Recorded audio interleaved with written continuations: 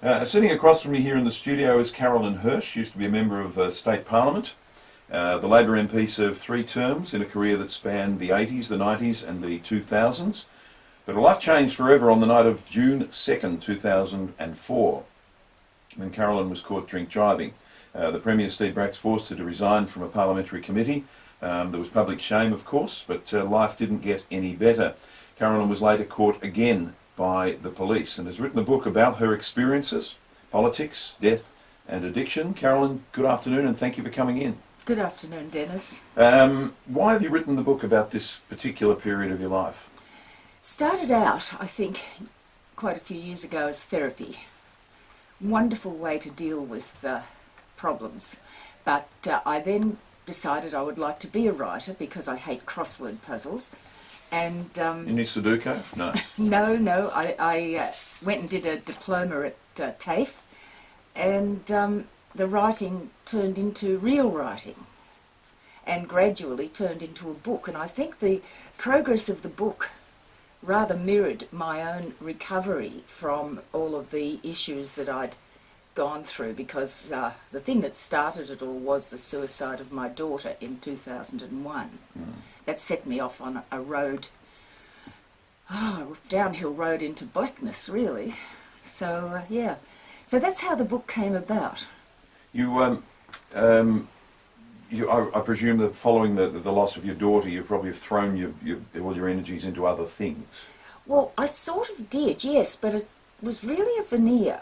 I think anyone who's lost a child, it's probably knows about how it is. It's probably the worst thing that can happen. And I've lost lots of people, husbands and mothers and so on.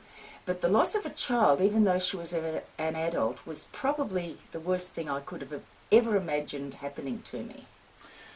The beginning of your book, let's go back to June 2nd, 2004. The first part of your book is called First Transgression. Yes. And it's pretty compelling to read it. The way you've written it's just, I imagine how anyone who's been in this situation probably feels.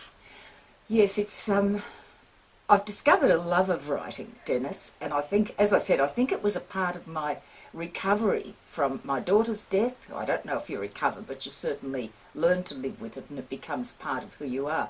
I think writing was part of all of that, and I have developed a love for it. And trying to write as I felt, in the hope that anyone else who goes through any of the stuff that's in the book, and there's a lot of stuff in it, might be able to read the book and gain some sort of, it might have been me. This sounds like it was for me. That's one of the aims of the book, to try and get people to identify with the feelings that are spoken about in it. Your first emotion there, as I read the first part of the book, was, I wonder if they know who I am. Yes. And one of the senior people said, yes, I do. Yes, they do, yes. And my heart sank and I felt sick. And I had a lot more of those sick feelings over the next few years, on and off. But of course, I think I asked myself the question. I'm a fairly intelligent person, pretty competent. How did I keep doing it? How did all of it happen? And I guess I'll never know the real answer. I think I'd never grieved. I'd gone off and done other things. And I think I was wearing a sort of a shell, a veneer of competence for years. How soon after that were you in trouble with the law again? Oh, well, the first time was 2004. And then, it's in the book, I drove... the driving of the car, of what we term the Brown Hornet, was a long story. But I drove a car while I didn't have a licence. Ah, that's right. And I finally was forgiven. Braxy forgave me, and I went back into the party and everything seemed fine. But in the meantime, this other very nasty, insidious little thing was creeping up on me, which was an involvement with these poker machines. And that was just creeping. I didn't realise that it was going to be problematic. And the third time I was picked up by the police, dreadful. I can hardly, when I say it, it sounds like someone else, but it was me.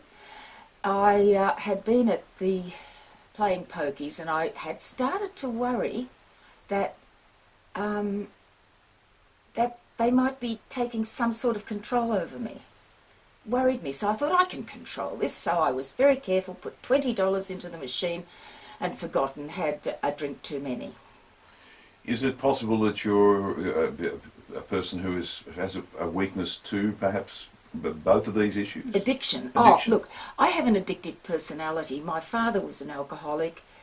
Most of my uncles, great-uncles, grandfathers, things, I have no doubt. I was a Murphy.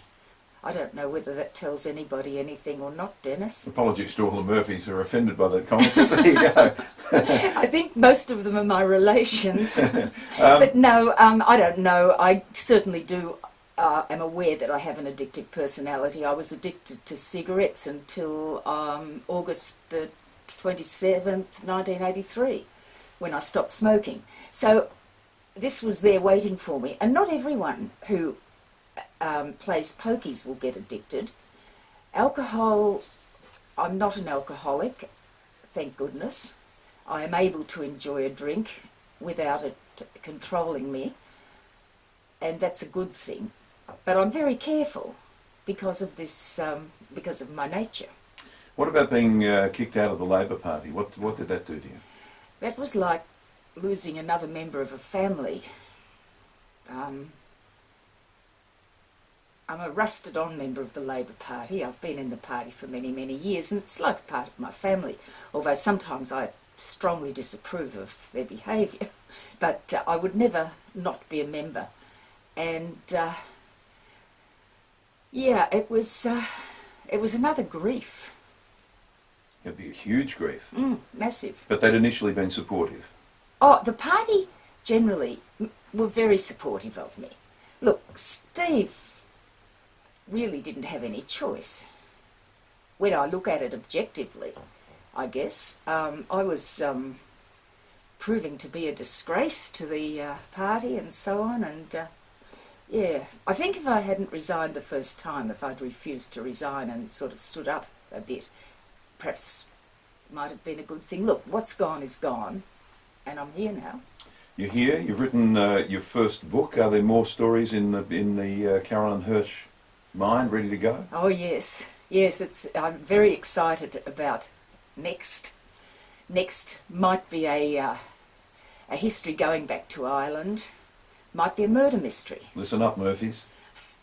I'm not sure what it'll be, but yes, there's another book coming. Carolyn, this is the beginning of the new chapter, the next chapter. A new career, I hope. I love being a writer. I was a psychologist as well as a member of Parliament, and now with this new book, I'm going to call myself an author. Well done. Author Carolyn Hirsh, thank you for coming in today. Thank you, Dennis. It is 16 past 1, the afternoon program. And after